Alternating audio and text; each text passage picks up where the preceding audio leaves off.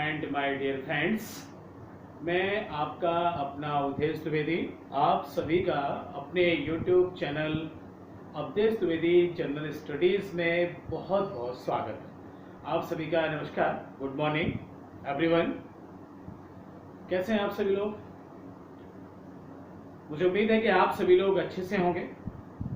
सामान्य अध्ययन के विषय के अध्ययन को लगातार ऊंचाइयों पर ले जाने का प्रयास कर रहे हैं। जो सपोर्ट समर्थन आप सभी लोगों का सुझाव मुझे मिल रहा है, उस सब का आप सभी लोगों को बहुत बहुत धन्यवाद।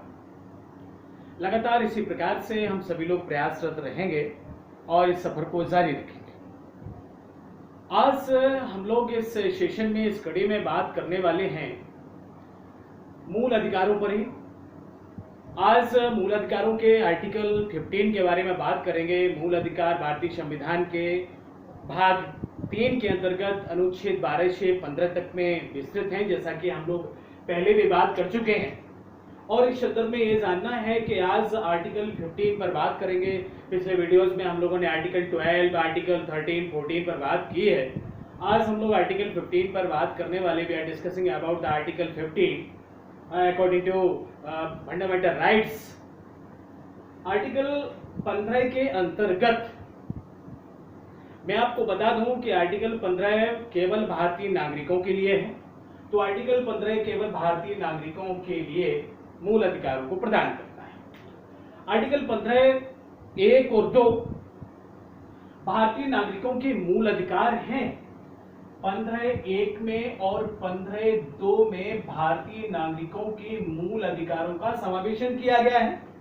और 15(3), 4, 5 में 15(3), 15(4) और 15(5) इन आर्टिकल्स में 15(3), 15(4), 15(5) में राज्य की शक्ति के बारे में बताया गया है। तो 15(1) और 15(2) आर्टिकल 15(1) एंड 15(2), 15(1) और 15(2) में आर्टिकल 15(2) में भारतीय नागरिकों के मूल अधिकारों का विवेचन किया गया है, डिस्क्रिप्शन दिया गया है, फंडामेंटल राइट्स इंडियन सिटीजन्स को प्रदान किए गए हैं। तो अभी हम लोग बात करेंगे आर्टिकल 15(1) के बारे में। तो 15(1) पर चर्चा करते हैं। 15(1) के बारे में हम लोग बात करेंगे। तो 15(1) के बारे में लिखा हुआ है। और 15(1) के बारे में भारतीय संविधान में जिस प्रकार की भाषा को विदित किया गया है, जिस प्रकार की भाषा का उल्लेख किया गया है, तो प्रेम बिहारी नारायण रायजादा ने जिस तरीके से कलमबद्ध किया और संविधान सभा के सदस्यों ने भारतीय संविधान में मूल अधिकारों को अमेरिका के मूल अधिकारों से प्रेरित होकर के भारतीय संविधान में जोड़ा, उस आधार पर 15(1) का विवेचन करते हैं। तो 15(1) में केवल धर्म, केवल शब्द यहाँ पर देखने के लिए ये जानना है कि केवल शब्द की यहाँ पर हम लोग थोड़ा सा व्याख्या करेंगे, समझने का प्रयास करेंगे कि केवल शब्द का इस्तेमाल क्यों किया गया है। केवल धर्म, मूलवंश, धर्म के आधार पर, मूलवंश यानी वंशावली के आधार पर, जाति यानी कास्ट, लिंग यानी कि जेंडर के आधार पर, जन्म स्थान अथवा इनमें से किसी आधार पर नागरिकों के मध्य विभेद करने से रोकता है। इसका तात्पर्य यह है कि किसी भी व्यक्ति, किसी भी भारतीय नागरिक या किसी भी व्यक्ति का तुलनात्मक अध्ययन या उसकी तुलना किसी दूसरे व्यक्ति से की जाए तो ये किसी भी तरीके से इन धर्म, मूलवंश, जाति, लिंग और जन्म स्थान के आधार पर विभेद करता है, रोकता है कि जन्म स्थान के आधार पर, मूलवंश के आधार पर, जेंडर, लिंग के आधार पर, जाति के आधार पर भारतीय नागरिकों के साथ में विभेद नहीं होना चाहिए। किंतु अगर एक बात यहां पर, इसका तात्पर्य यह हुआ कि भारतीय नागरिकों के साथ में विभेद ना हो, तो अतः दूसरे नागरिकों के साथ में, गैर नागरिकों के साथ में इस आधार पर विभेद किया जा सकता है।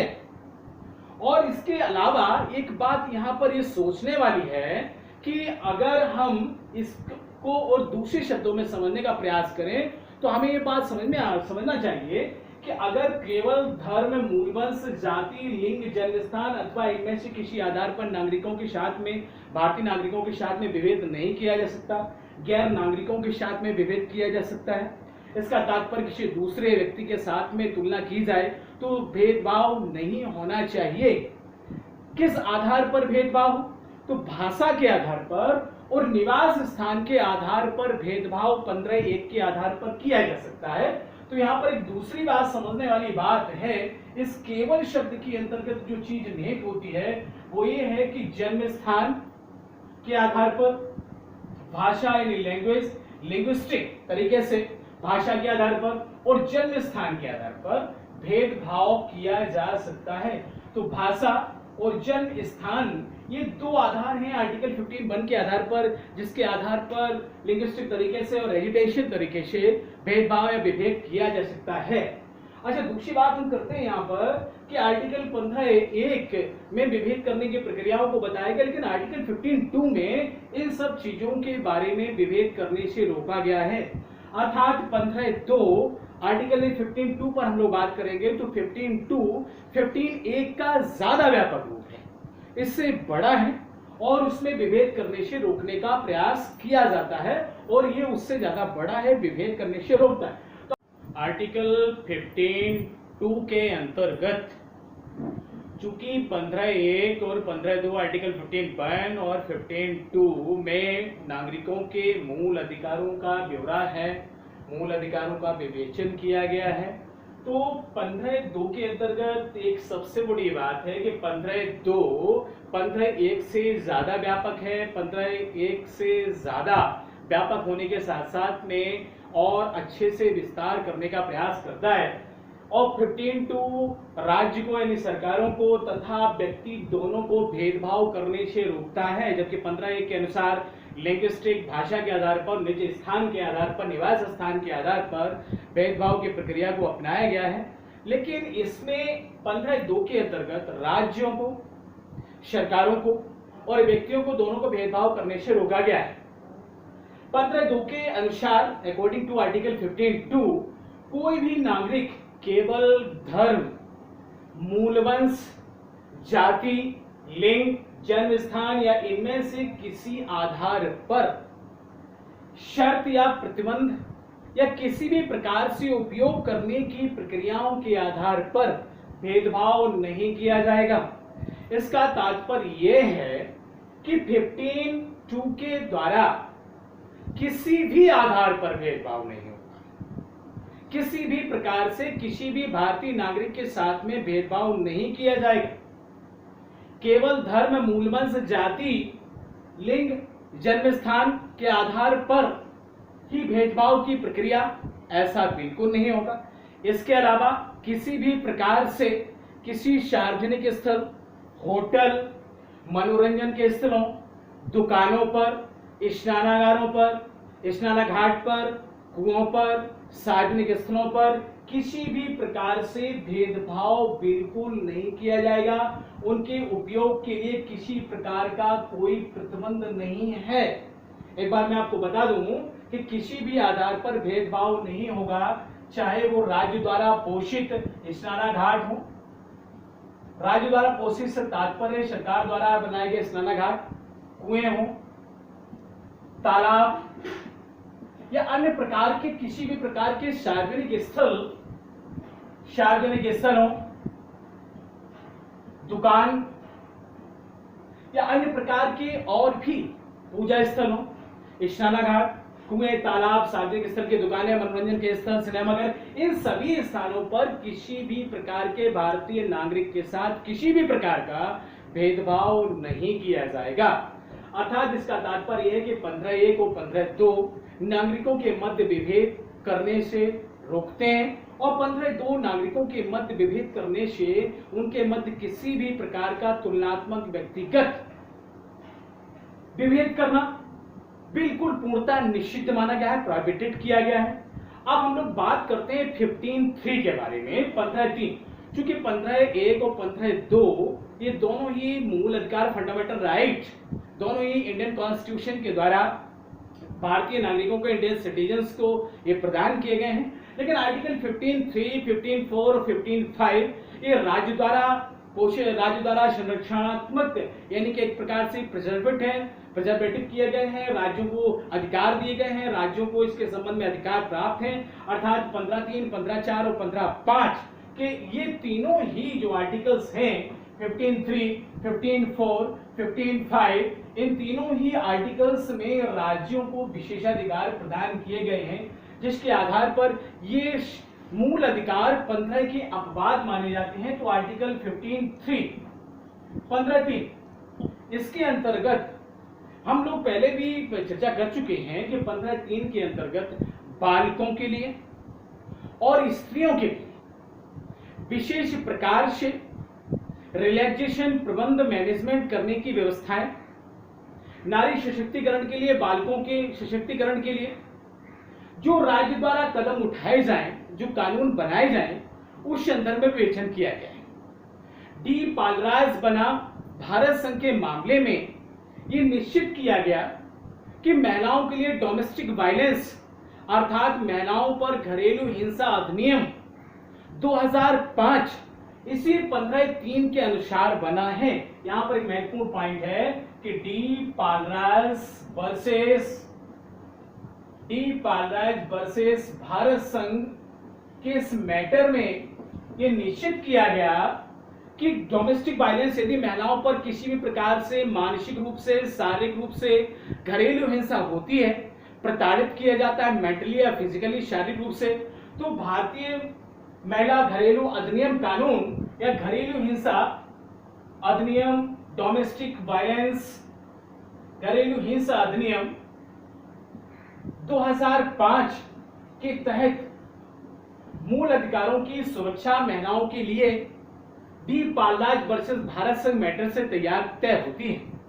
इस आधार पर बच्चों के लिए शिक्षण संस्थानों की व्यवस्था, उनके पोषण की व्यवस्था, महिलाओं की कुपोषण से निजात की व्यवस्था, महिलाओं को शिक्षित करने का प्रबंध, ये सभी राज्य द्वारा तय किए जाएंगे। अर्थात महिलाओं और मूल रूप से बालकों के संदर्भ में तो बच्चों और महिलाओं के लिए, बच्चों प्लस महिलाओं के लिए विशेष रूप से मूल अधिकारों का एक वो संरक्षणात्मक अपवाद का दायरा जिसके अंतर्गत महिलाओं को और बच्चों को कुपोषण से बचाने, शिक्षित करने, पोषण की व्यवस्था करने, शिक्षण संस्थानों का प्रबंध करने, घरेलू हिंसा अधिनियम घरेलू हिंसा से शारीरिक रूप से, मानसिक रूप से प्रताड़ित होने से बचाने के लिए बने हुए कानूनों के द्वारा भारतीय संविधान के आर्टिकल 15.3 में राज्य द्वारा ये व्यवस्थाएं की गई हैं। तो आर्टिकल 15.3 एक प्रकार से एक बात है, राज्यों के द्वारा किया जाने वाला एक संरक्षणात्मक मूल अधिकार है।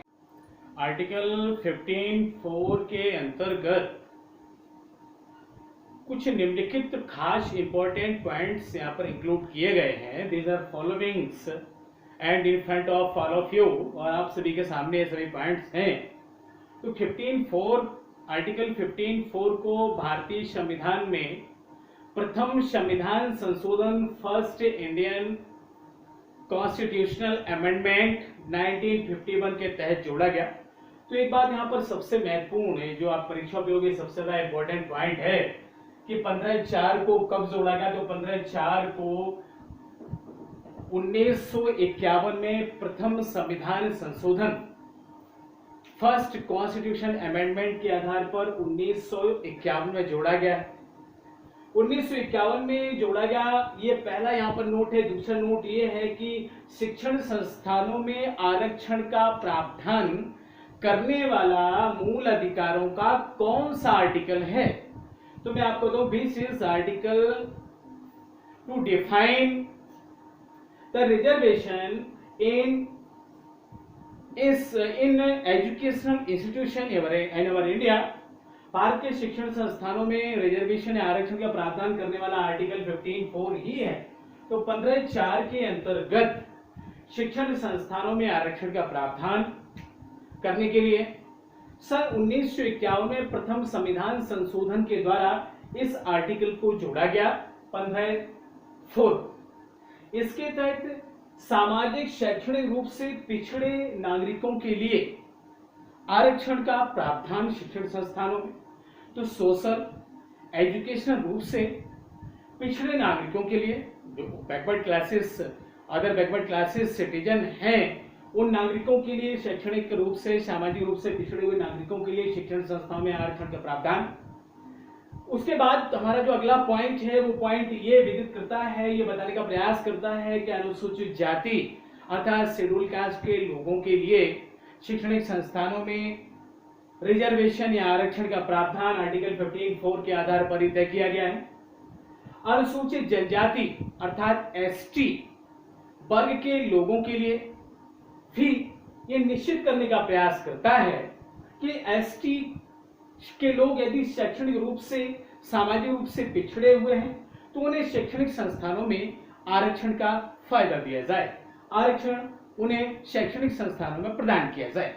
इस आधार पर ये क्लियर होता है कि 1951 में प्रथम संविधान संशोधन, अच्छा प्रथम संविधान संशोधन इस आधार पर करना पड़ा कि मद्रास राज्य वर्सेस दूरी राजन मैटर में ये निश्चित हुआ था। तो मैं यहाँ पर एक क्लियर कर दूं कि अधिकार 15/4/1951 प्रथम संविधान संशोधन हुआ और उसमें निम्नलिखित बिंदुओं को क्यों शामिल किया गया कि अदर बैकवर्ड क्लासेस के लोगों को, एससी एसटी के लोगों को शैक्षणिक संस्थानों में आरक्षण प्रदान क्यों किया गया, तो उसके पीछे मद्रास हाईकोर्ट, मद्रास उच्च न्यायालय के निर्णय को बदलना था। मद्रास हाईकोर्ट, मद्रास उच्च न्यायालय हाईकोर्ट वर्सेस दोरे राजन मामले में ये क्लियर किया गया, ये निश्चित हुआ कि आर्थिक रूप से या शैक्षणिक रूप से पिछड़े हुए एससी एसटी ओबीसी के लोगों को शैक्षणिक संस्थानों में आरक्षण का प्रावधान मिलना चाहिए। तो 15/4 के आधार पर यह तय किया गया है। अब हम लोग बात करेंगे 15/5 के बारे में। तो 15/5 93वें संविधान संशोधन 2005 के आधार पर हुआ है और उसके अंतर्गत प्राइवेट शैक्षणिक संस्थानों में आरक्षण का प्रावधान किस आधार पर किया गया है, मैं उसे भी बताने का आपको प्रयास कर रहा हूं। हाईकोर्ट द्वारा निश्चित किए गए आर्टिकल 15 के मैटर को हम लोग और थोड़ा सा क्लियर करते हैं और समझते हैं कि आर्टिकल 15(5) में क्या दिया हुआ है। तो 15/5 ये राज्यों के संरचनात्मक मूल अधिकारों के अंतर्गत आने वाले विशेषाधिकार हैं। तो 15/5 को 93वें संविधान संशोधन 2005 में जोड़ा गया। 93वें संविधान 93 कॉन्स्टिट्यूशनल अमेंडमेंट इन 2005 में जोड़ा गया। इसके तहत सामाजिक रूप से, आर्थिक रूप से पिछड़े हुए ओबीसी समुदाय, एससी एसटी, अनुसूचित जाति जनजाति, अन्य पिछड़ा वर्ग के लोगों को शैक्षणिक संस्थानों में आरक्षण देने का प्रावधान किया गया। यहां पर मैं एक बात क्लियर कर दूं कि 7 सदस्यीय सर्वोच्च न्यायालय की पीठ के माध्यम से और महाराष्ट्र राज्य के और मैटर के आधार पर यह निश्चित किया गया कि 30(1) के अंतर्गत अल्पसंख्यक शैक्षणिक संस्थानों में और प्राइवेट संस्थानों में आरक्षण लागू नहीं किया जाएगा। ऐसा शुरुआती चरण में प्रारंभ में यह माना गया कि ये निश्चित किया गया कि पीए इनामदार मैटर में ये क्लियर हुआ। पीए इनामदार, मैं आपको एक यहां पर क्लियर बात बता दूं कि पीए इनामदार वर्सेस महाराष्ट्र राज्य के मामले में हाईकोर्ट द्वारा ये निश्चित किया गया था कि अल्पसंख्यक शैक्षणिक संस्थानों में आर्टिकल 30(1) के आधार पर और प्राइवेट शैक्षणिक संस्थानों में आरक्षण लागू नहीं होगा, किसी भी प्रकार से रिजर्वेशन नहीं दिया जाएगा। लेकिन उसके पश्चात चूंकि 7 सदस्यीय संवैधानिक पीठ ने, कोर्ट की संवैधानिक पीठ ने निश्चित किया था, उसके बाद में अशोक ठाकुर, यहां पर एक मैं क्लियर कर दूं कि अशोक ठाकुर वर्सेस भारत संघ के मामले में, अशोक ठाकुर वर्सेस भारत संघ के मामले में 5 सदस्यीय संवैधानिक कोर्ट की पीठ द्वारा, सुप्रीम कोर्ट द्वारा, सर्वोच्च न्यायालय द्वारा यह निश्चित किया गया, केंद्रीय शिक्षण संस्थान एक्ट 2005 के अनुसार कि 93वां संविधान संशोधन प्राइवेट शैक्षणिक संस्थानों में भी एससी, एसटी, ओबीसी के वर्ग के लोगों को आरक्षण देने के लिए संवैधानिक रूप से मान्यता प्राप्त है, संवैधानिक रूप से आरक्षण दिया जा सकता है। इसे सुप्रीम कोर्ट द्वारा संवैधानिक घोषित किया गया। तो आर्टिकल 15(5) पर एक बार पुनः से नजर डालते हैं। आर्टिकल 15(5) 93 में संविधान संशोधन 2005 द्वारा जोड़ा गया, जिसके तहत एससी, एसटी, ओबीसी वर्ग के सामाजिक शैक्षणिक रूप से पिछड़े हुए लोगों को शैक्षणिक संस्थानों में आरक्षण देने का प्रावधान किया गया। आर्टिकल 30(1) के अनुसार अल्पसंख्यक वर्ग के दायरे के लोगों को और निजी प्राइवेट संस्थानों को आरक्षण देने से दूर रखा गया। यह इसलिए किया गया, पीए इनामदार वर्सेस महाराष्ट्र राज्य के मामले में किया गया था। उक्त निर्णय को फिर अशोक ठाकुर वर्सेस भारत संघ के मामले में सुप्रीम कोर्ट में ले जाया गया और सुप्रीम कोर्ट में 5 सदस्यीय संवैधानिक पीठ ने निश्चित किया कि केंद्रीय शिक्षण संस्थान प्रवेश आरक्षण एक्ट 2005 के आधार पर यह निश्चित किया गया कि 93वां संविधान संशोधन संवैधानिक घोषित किया जाता है और निजी और प्राइवेट शैक्षणिक संस्थानों में, अल्पसंख्यक शैक्षणिक संस्थानों में आरक्षण भी लागू किया जाएगा। मुझे उम्मीद है कि आर्टिकल 15(5) आप सभी लोगों को बहुत अत्यधिक पसंद आया होगा। आप सभी लोग अपने सुझाव, अपने कमेंट्स हमें व्यक्तिगत रूप से देते रहें और इसी प्रकार से चैनल को बेल आइकन दबा करके सब्सक्राइब करें, शेयर करते रहें, लाइक करें। आप सभी लोगों का बहुत बहुत धन्यवाद। Thank you so very much.